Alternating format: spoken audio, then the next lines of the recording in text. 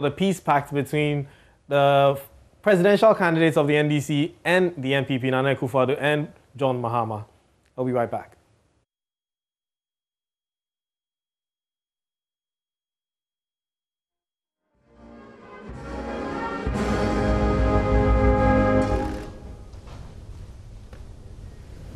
Thank you. Will you please take your seats?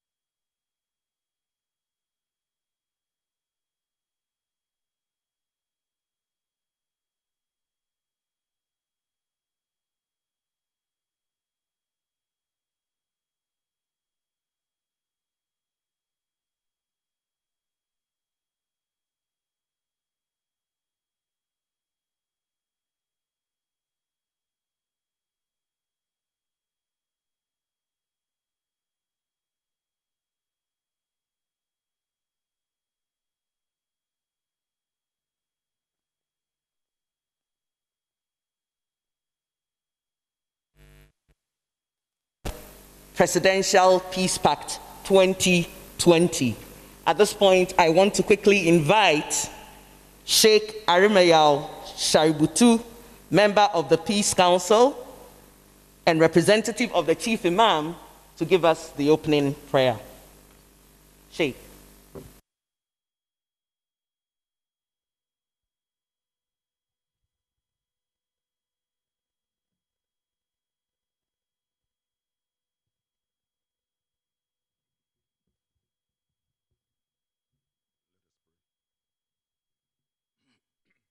Almighty Allah, Almighty God, want to give you thanks and praises in a manner that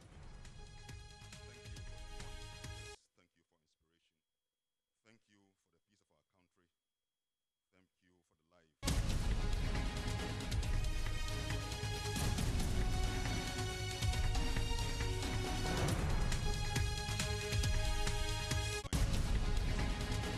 United in our hearts, invoking you for your mercies to grant us the peace of our country. Peace is your preference and your choice, and that is what you choose and prefer for us as humanity. Peace is the source of our vitality, of our soul, and that of the soul of our country. And that is what we call you for, to inspire, open our hearts, so that we can pursue truly in all honesty the path of peace for the benefit of ourselves, and for the benefit of all humanity. Bismillahir Rahmanir Rahim. Alhamdulillahi Rabbil Alameen. الرحمن الرحيم مالك يوم الدين إياك نعبد وإياك نستعين اهدنا الصراط المستقيم صراط الذين أنعمت عليهم غير المغضوب عليهم ولا الضالين آمين.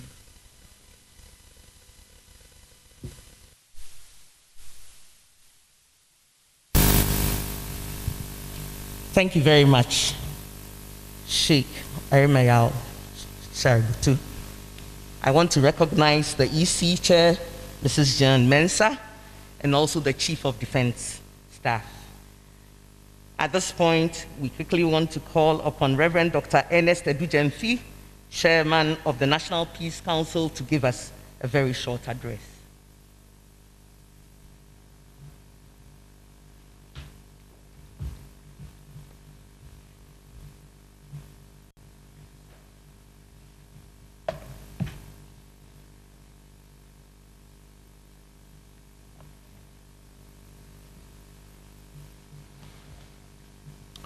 Your Excellency, Nana Adodankwa Akufo-Addo, Your Excellency, former President John Mahama, please permit me to stand on the existing protocols in view of our time.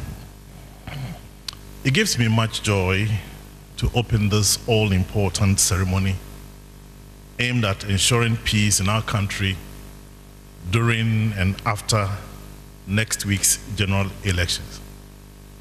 On behalf of the Governing Board of the National Peace Council, I welcome all stakeholders who have graciously accepted our invitation to witness the signing of the 2020 Peace Pact between the leadership of the two major political parties in Ghana. Ghana's credential as a stable democracy is manifested in the peace we have enjoyed as a country since 1992. Despite all the credentials, we have experienced some electoral violence, but our ability to manage such conflicts and resort to lay down democratic processes in addressing such concerns have been very outstanding. Your Excellency, during this Fourth Republic, we have had 7 successful elections with 3 successful transfer of power from an incumbent to the opposition. This gives us hope that with commitment we can continue on the path of dialogue and consensus building at all times to ensure that the peace of this country is sustained. Over time, the election management body in this country has seen improvement in its internal processes, as well as in the legislation governing Ghana's electoral processes. There have been various reforms both within and outside the election management body that have ensured that Ghana organizes and continues to organize peaceful, transparent, and credible elections. It must be stated that organizing peaceful, transparent, and credible elections is not the work of the Electoral Commission only. It is a collective effort involving mandated state agencies, the political parties, civil society, and the citizenry. In furthering its quest for peaceful internal security, the National Peace Council was created to facilitate and develop mechanisms for conflict prevention, management, resolution, and to build sustainable peace in the country. It must be said that since its initial law was passed in 2011, the National Peace Council has taken great steps in ensuring peace in Ghana during, after, and beyond elections. We have, together with key stakeholders including IDEC, the traditional leadership of this country, and development partners, mobilized for the signing of previous peace accords in the years 2012 and 2016.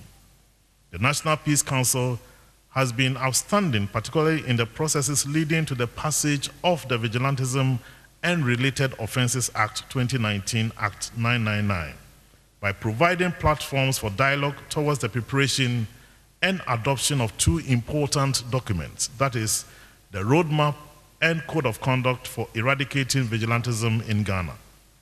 This work got our 2 major political parties, specifically the New Patriotic Party and the National Democratic Congress, to sign and commit to denouncing and disbanding any political vigilante groups associated with them. Further to that, the National Monitoring Committee to oversee the implementation of the Roadmap and Code of Conduct has been inaugurated, making sure political parties and other relevant stakeholders adhere to the goals and objectives set out in those documents. Your Excellency, we gathered here today in furtherance of Ghana's peace and serving as witnesses to the signing of another peace pact. The resort to legal processes to address any election-related concern, which we witnessed in 2012, was a turning point in our democratic development. That must be continued at any point in time when we are not satisfied with the outcome of any election results. Resorting to violence is ill-disposed and must be avoided. It is my hope that signing this pact will not be just another public show, but that all the parties to this accord will genuinely play their roles in ensuring peace during and after the 2020 general elections. To achieve this, political parties should not create platforms that promote conflict and violence. Again, political parties and their candidates must behave responsibly, especially in their utterances in public and in private. Hate speech and other rancorous utterances must be checked and avoided. This will ensure that neither their supporters nor opponents are agitated or motivated in any way to resort to violence. Once again, Your Excellency, the National Peace Council is grateful to all partners and stakeholders who have made this peace pact a reality. Particularly, we are grateful to the Institute of Democratic Governance, IDEC, the Chief Imam's Office, the National House of Chiefs, and the leadership of the New Patriotic Party and the National Democratic Congress, who have contributed in diverse ways for the National Peace Council to come this far. Let us all remember that achieving a peaceful Ghana is a collective responsibility. Let us all commit to make Ghana a peaceful country and a shining example in our sub-region and the rest of Africa. Thank you.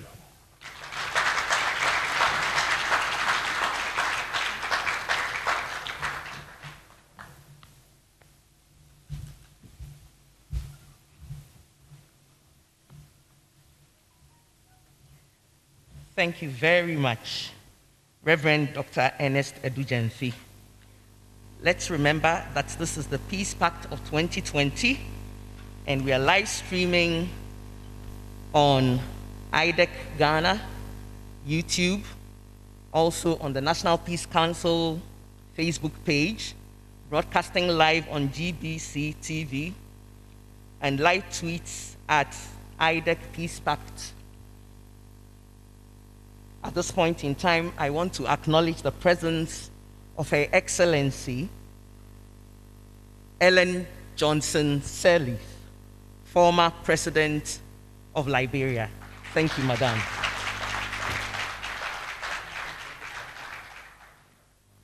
All COVID-19 protocols are still in place. At this point in time, may I request respectfully that Mrs. Jean Mensah, who is the chairperson of the EC, come up to give us brief remarks. Thank you.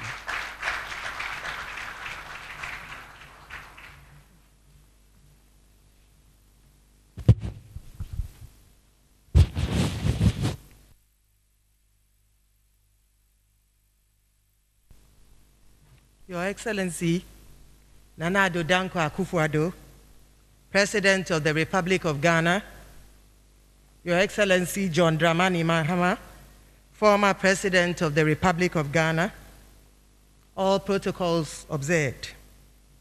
A good morning to you all. It's a pleasure to be here, and I thank the good Lord for making this day possible. I commend the organizers for this initiative aimed at fostering peace and stability in our dear country before, during, and after the elections in a few days' time. As the chairperson of the Electoral Commission of Ghana, I can vouch for the Commission's commitment to ensuring a peaceful and successful conduct of the 2020 election. And I'm here this morning to present an account of the various initiatives and steps we have taken to achieve this.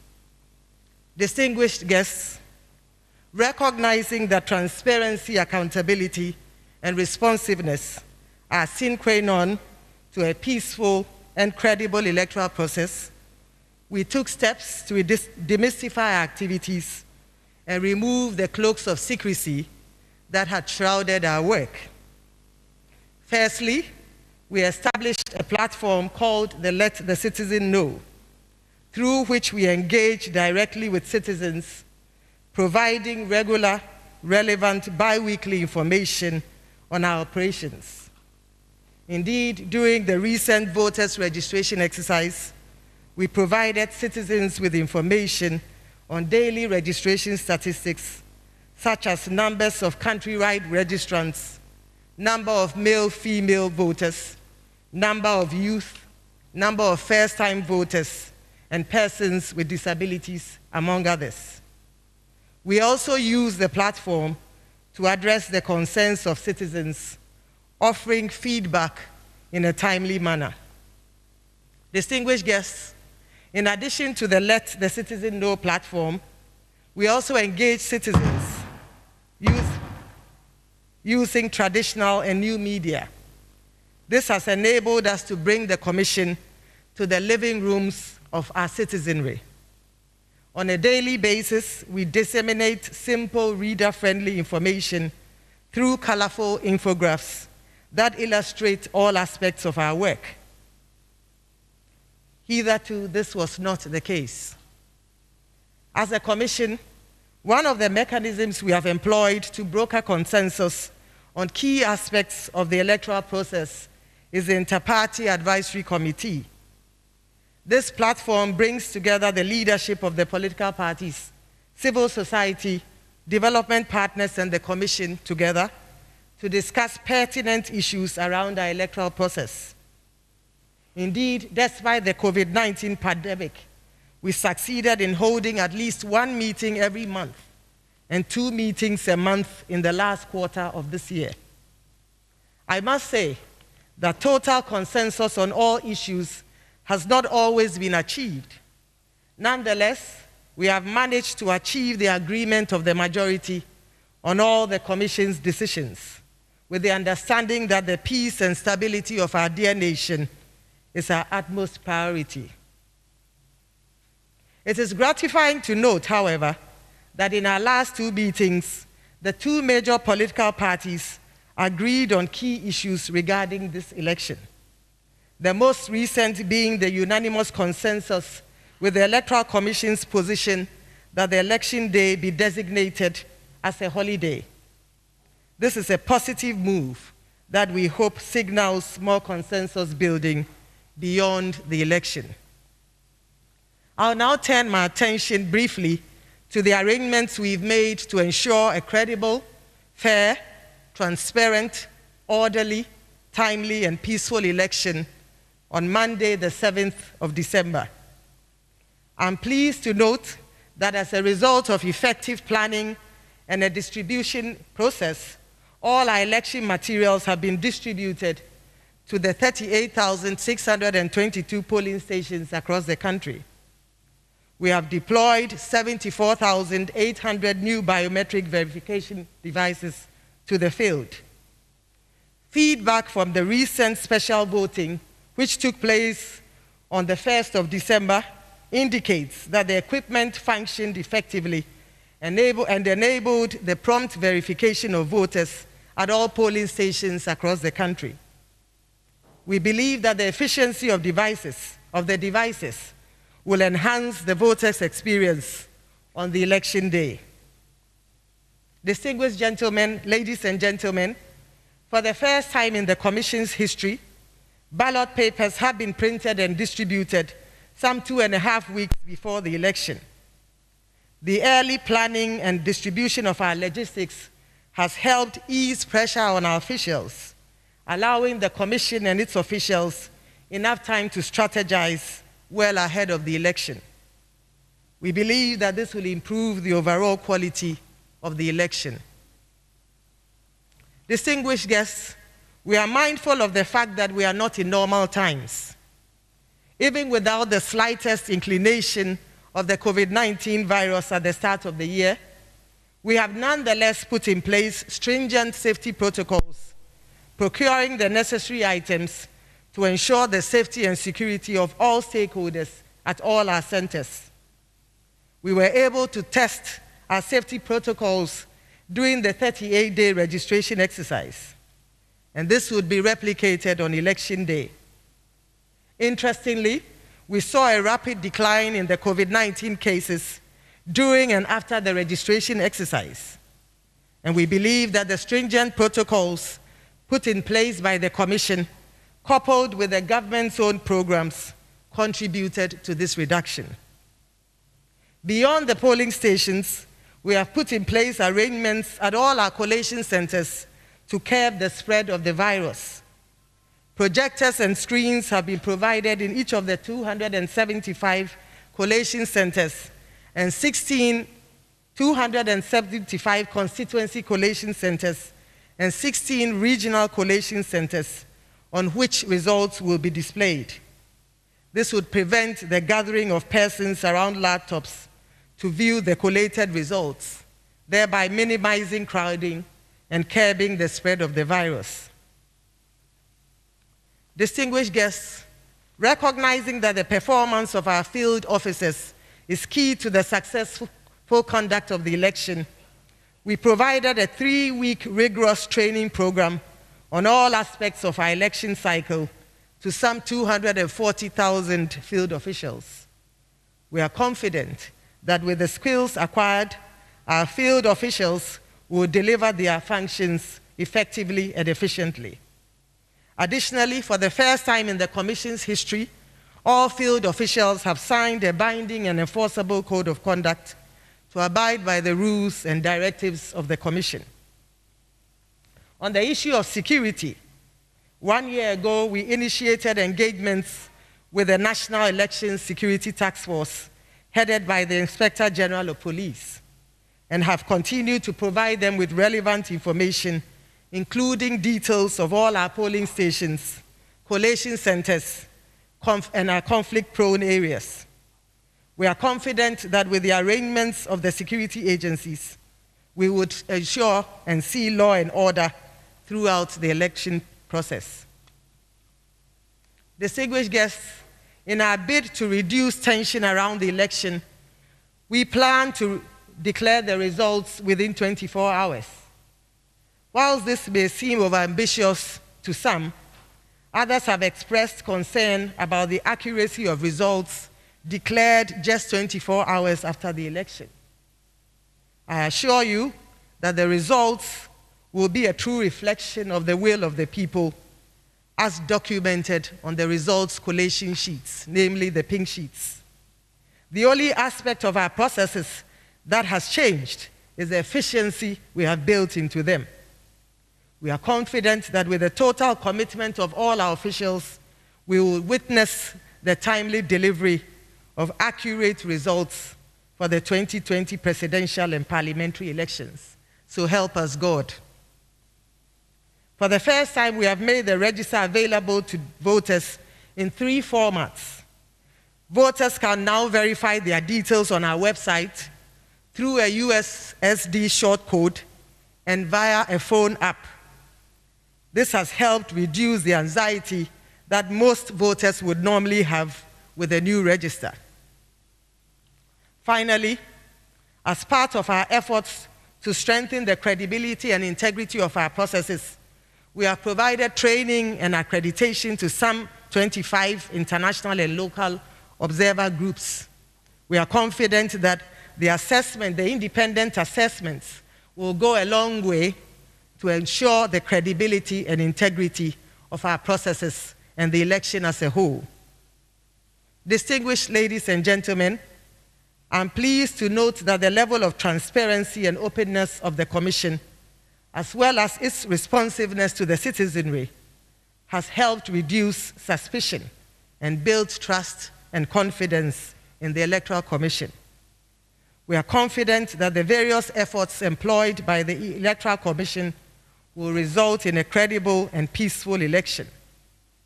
In the long run, these efforts would yield great benefits for our country, helping to foster peace, stability, and development.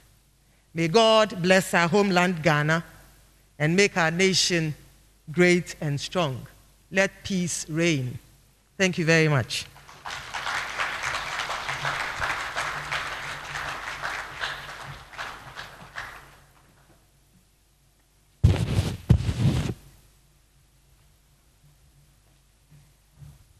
Thank you, Madam Chairperson of the Electoral Commission of Ghana.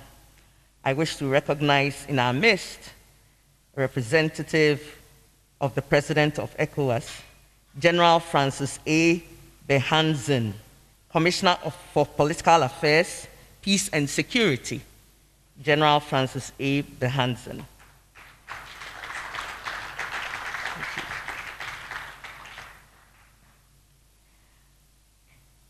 This is being organized under the auspices of the Office of the Chief Imam, the National House of Chiefs, and the National Peace Council as co-conveners. IDEG is the technical convener. May I invite to the podium Commissioner of Police, Dr. George Ekufu Dampare. Thank you very much.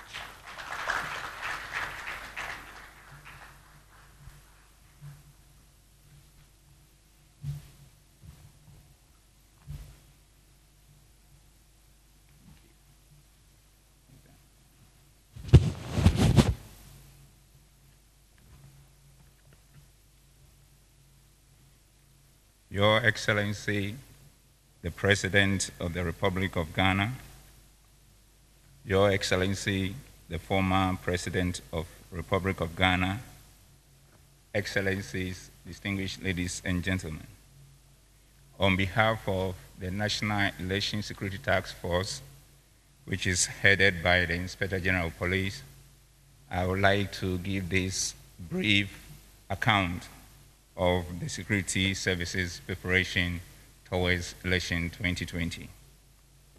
I must say that our preparation for this election started immediately the previous one ended, because we see security as a process and not an event. On that score, the strategy we put in place have 8 main components.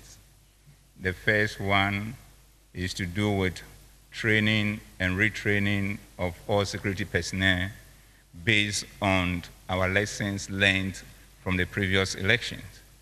And this training has been very internal, except that in the course of the training, we've worked in partnership with many stakeholders, both within the country and also our external partners. And this has conditioned the police officers and all the other security agencies prepared to face the challenges ahead of delivering a peaceful elections for this country.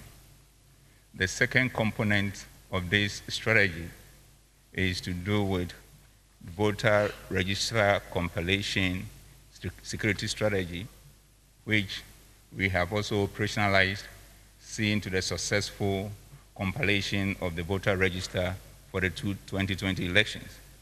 We are aware that there were 1 or 2 instances where there were security challenges, which we have factored into the subsequent components of the security arrangement that we have.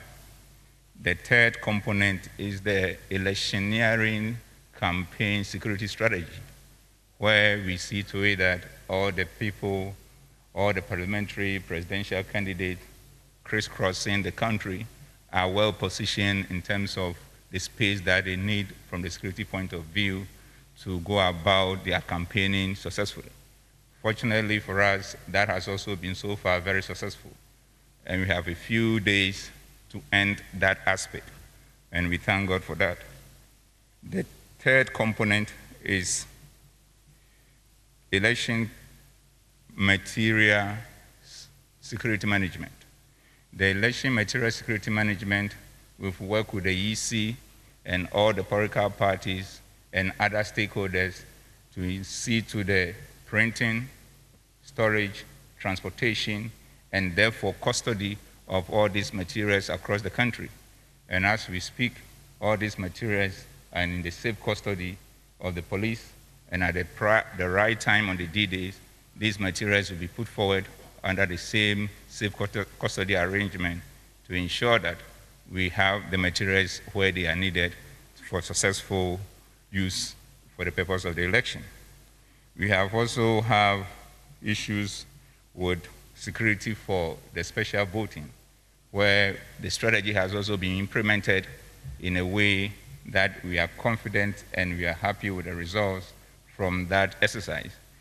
Few lessons that were learned have also been picked on that we are using to improve the situation ahead on the due day.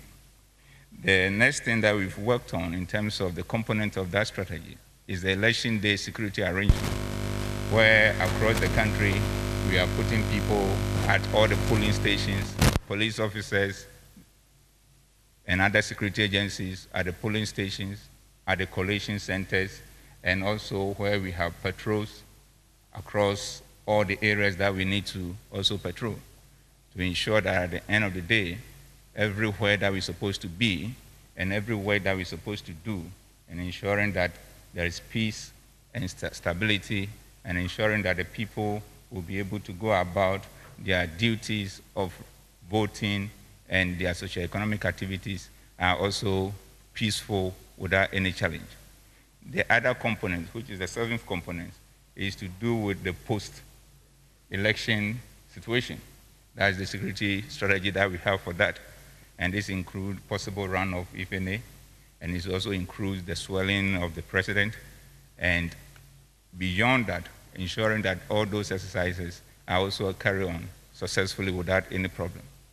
The eighth component, which is to do with ensuring that we continue on our traditional function of maintaining law and order, because we don't want to be so much focused on the election security such that we forget the traditional responsibility of maintaining law and order, of which the election security is just a component. So putting all this arrangement in place, we want to assure the good people of this country that we are ready to deliver on our constitutional mandate of ensuring that there is a safe and secure environment for all of them to go about their socioeconomic activities, and also to have the freedom and the space to cast their ballot. They should go out there without fear and without any hindrance and just demonstrate that civil responsibility of electing the leaders of this country, and we will have their back. And I repeat, we will have their back. But to end, we want to assure you that we can succeed if we get your cooperation. And we know that at all levels, at the individual levels, at the community levels, at the leadership levels, at the traditional levels, at civil society levels, and also at the religious bodies levels, we will get that cooperation. And because today is about signing a pact, a peace pact, I would like to take this opportunity to urge our leaders who are vying for office of this country to help us to maintain the peace and the stability of this country. Their leaders would follow us that when they speak to, they listen. And if they do so, and do that with the passion and the patriotic commitment, we will get to where this country will continue to enjoy the peace and the stability which has become the envy of many. I thank you very much. The paper is on the floor, madam. The paper is on the floor. The paper.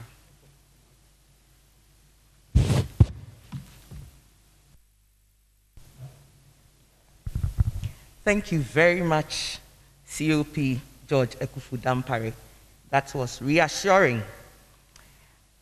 Nananum, ladies and gentlemen, we've come to a very important part of this occasion, and that is to hear our two presidential aspirants speak to us.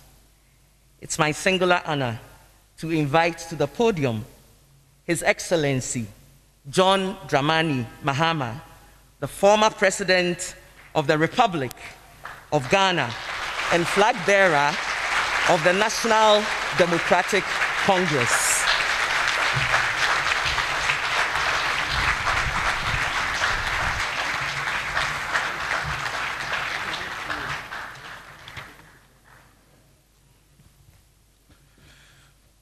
His Excellency Nana Addo Dankwa Akufo-Addo, President of the Republic of Ghana, Her Excellency Ellen Sirleaf Johnson, the former President of the Republic of Liberia, and let me stand on existing protocol in the interest of time. Good morning, my brothers and sisters. Peace be upon you Assalamu alaikum. As we end our campaigns tomorrow and prepare to vote on Monday, I pledge to ensure peace and preserve the stability of our dear nation, Ghana. Elections are about counting heads and not cutting heads, and so we'll work together towards peaceful elections. I urge the security agencies, voters, and all stakeholders to ensure law and order.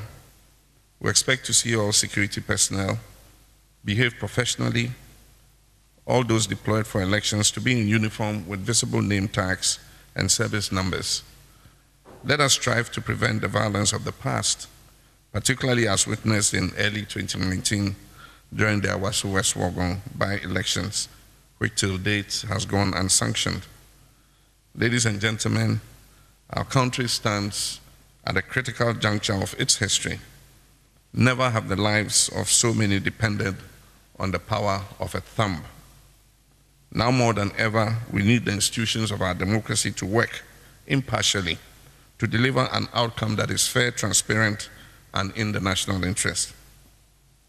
The Electoral Commission, the judiciary, the security services, and the media hold the future of our nation in their hands. The United States of America has set an example for us where institutions of democracy have upheld the Constitution despite severe verbal and legal assaults by losing incumbents. Will our institutions perform the same in the face of a similar situation? Recent events under the current administration have given many anxious moments of doubt about this administration's ability to deliver a peaceful, violence-free election. The events of Ayawaso West Wogon are fresh in our minds. This administration's refusal to sanction persons involved in assaulting an honorable member of parliament and injuring scores of people remain one of the darkest days in our democratic history. Reckless remarks by leading members of the ruling party that the unfortunate events of Ayawaso West Wogon were just a dress rehearsal for the actual election do not inspire confidence for the delivery of a peaceful election. A subsequent intervention by the Peace Council led to the two leading parties, the National Democratic Congress and the New Patriotic Party, signing an agreement of 22 deliverables for the eradication of vigilantism. Of these 22 deliverables, 18 were dependent on government. As far as I'm aware, the government has failed to sign the agreement.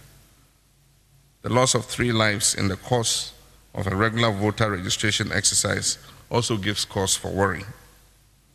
The military siege of the Volta region and other locations during the registration exercise created an intimidatory atmosphere akin to a nation at war.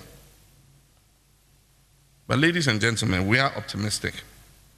In the face of similar doubts in the past, Ghanaians have risen to the occasion and delivered a peaceful, successful election. It is my prayer that despite our deepest fears, we shall be proved wrong, and Ghana will once again be proven to be the beacon of democracy in Africa. We've done it before, and we can do it again. Let us on Monday exorcise the ghost of Ayawaso West Wogon. My name is John Dramani Mahama, and I stand for peace. Let there be peace in Ghana.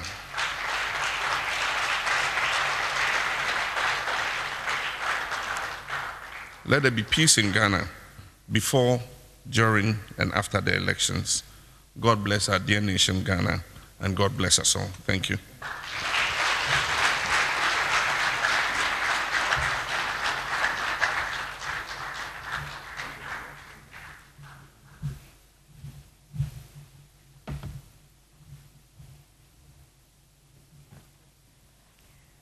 Thank you very much, flag bearer of the National Democratic Congress. I am recognizing that the chairman of the National Democratic Congress is here. Shall we acknowledge him? And the general secretary of the NPP is also here. The chairman of NPP is also here. Thank you very much, sir. Thank you very much for coming. Again, it is an honor to invite to this podium His Excellency Nana Addo Dankwa Akufo-Addo,